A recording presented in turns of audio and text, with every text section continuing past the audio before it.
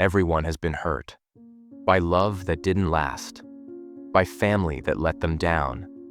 By dreams that collapsed into dust. What if you could become invincible? What if no one and nothing could ever hurt you again? Carl Jung believed that true strength doesn't come from escaping pain. It comes from walking straight into it, facing it, and integrating it into who you are. The illusion of invulnerability is just that, an illusion. But real inner power? That's forged in the fire you're trying to avoid. Why do we keep getting hurt by the same kinds of people over and over again? Carl Jung believed the answer lies in something we rarely think about, the parts of ourselves we've pushed away. He called this the shadow.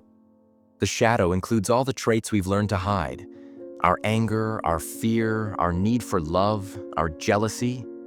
Over time, we learn these parts are unacceptable, so we repress them. But repressing them doesn't make them disappear. Instead, we project them onto others. We're drawn to people who reflect the pain we haven't resolved. We mistake emotional wounds for chemistry.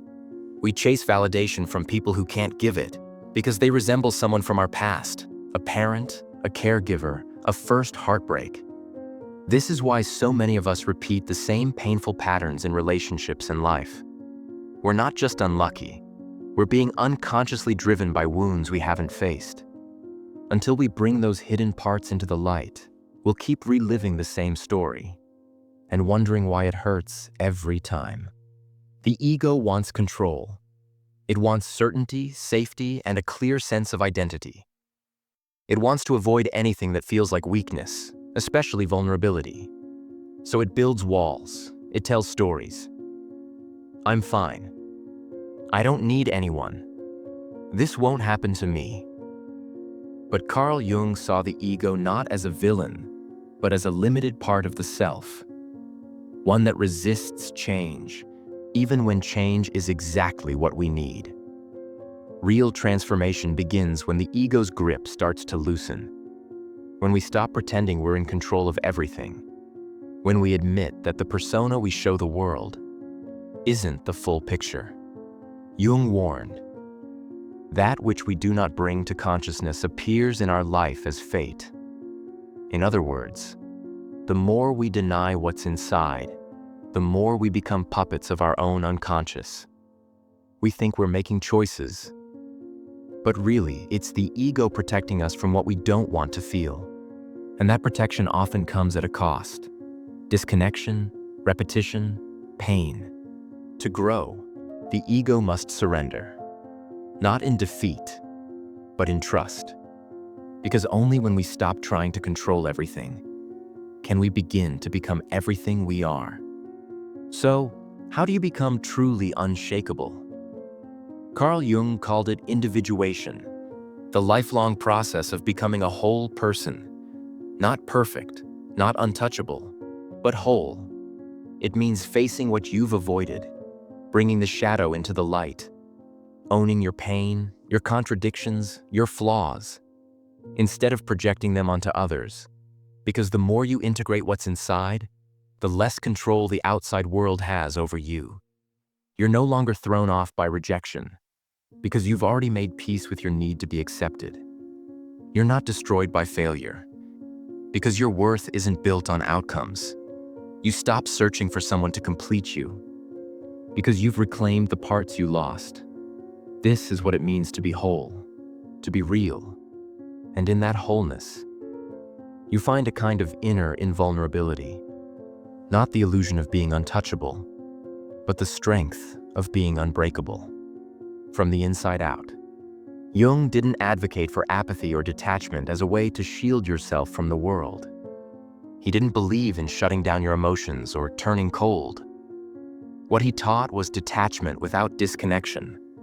A deep, active engagement with life, but from a centered self. A place of inner calm that isn't shaken by external forces. This is the shift from reaction to response. When you stop letting life push your buttons, and you start choosing how you respond to the world around you. When you stop reacting with defensiveness or anger, You open up space for a more authentic engagement with life. You no longer have to defend yourself constantly because you're no longer at war with yourself. And in this space, nothing can truly hurt you. Not because you don't care, but because you've stopped giving external events the power to define your inner peace. You're no longer controlled by the world. And that's where true freedom begins. In Jungian psychology, there's a critical distinction between the ego and the self. The ego is your conscious identity, the I you present to the world. It's shaped by your experiences, your roles, your fears. It's important, but limited. It's a part of you, not the whole. The self, on the other hand, is the totality of who you are.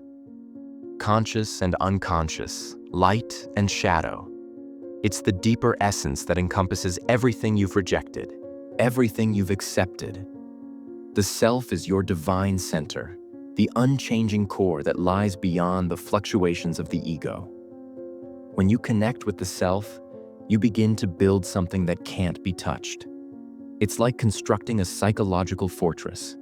No person, no loss, no betrayal can destroy you because you no longer define yourself by external events. You are anchored in something far deeper, far more enduring. Reaching the self is the ultimate form of individuation. It's not about perfect control over your life. It's about embracing the fullness of your being, every part, every layer. And in that wholeness, you find your true power. The power that cannot be shaken, no matter what life throws your way. What does it look like to be truly healed? It's the calm person in the middle of chaos, who doesn't lose their footing when everyone around them is scrambling. It's the elder who's seen it all and yet remains silent, grounded. Their strength not in what they say, but in who they are.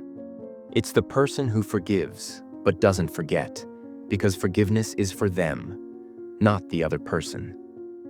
They've learned to release the grip of the past without carrying its weight. Carl Jung once said, "I am not what happened to me. I am what I choose to become." True healing isn't about erasing pain. It's about transcending it and choosing to move forward, not as a victim, but as a creator of your own story. When you are no longer breakable, life feels different. You no longer feel at the mercy of fate or the whims of others. You stand with a quiet confidence. Not because you have all the answers, but because you no longer need to control everything. You trust in the flow of life, and you know that no matter what comes, you have the strength to face it. The wounds that once defined you no longer shape your future. You are the author of your own becoming. And that is what true freedom feels like. The truth is, you were never broken to begin with. Healing isn't about becoming someone new or transforming into an idealized version of yourself. It's about recovering what's always been there. The person you were before life's disappointments, before the wounds of rejection, failure, and loss. You are not a collection of your scars. You are the essence that existed before them. The person who still has the power to rise above everything they've been through. The process of healing is not about fixing what's wrong with you. It's about remembering who you truly are. A whole being, capable of embracing both your light and your shadow. When you embrace your shadow, when you understand your unconscious drives and desires, you find yourself. And in that discovery, you realize that you were never lost, never broken, just hidden beneath the layers of fear and self-doubt. Once you know your depths, no surface storm can touch you. The chaos of the world, the opinions of others, the unexpected challenges, the setbacks, they no longer have the power to shake you to your core. Because you know that at your center, you are unshakable. You've integrated all parts of yourself, your pain, your strength, your flaws, your potential. And when you stand in the fullness of who you are, nothing can strip that away. So take this with you. You are not defined by the things that have hurt you. You are defined by how you rise from them, how you reclaim your power, and how you choose to live forward. Your healing isn't about erasing the past. It's about transforming it into the foundation for a stronger, wiser, more authentic you. Walk forward with calm. Walk forward with power. And remember, you are never truly at the mercy of the world around you. You are the one who creates your response to life's challenges. And with that power, no matter what comes your way, you will always find a way to stand tall. Your true self, the one who has always been there, waiting for you to reconnect with it, is the source of your unshakable strength. And that is the foundation of a life that is truly invulnerable.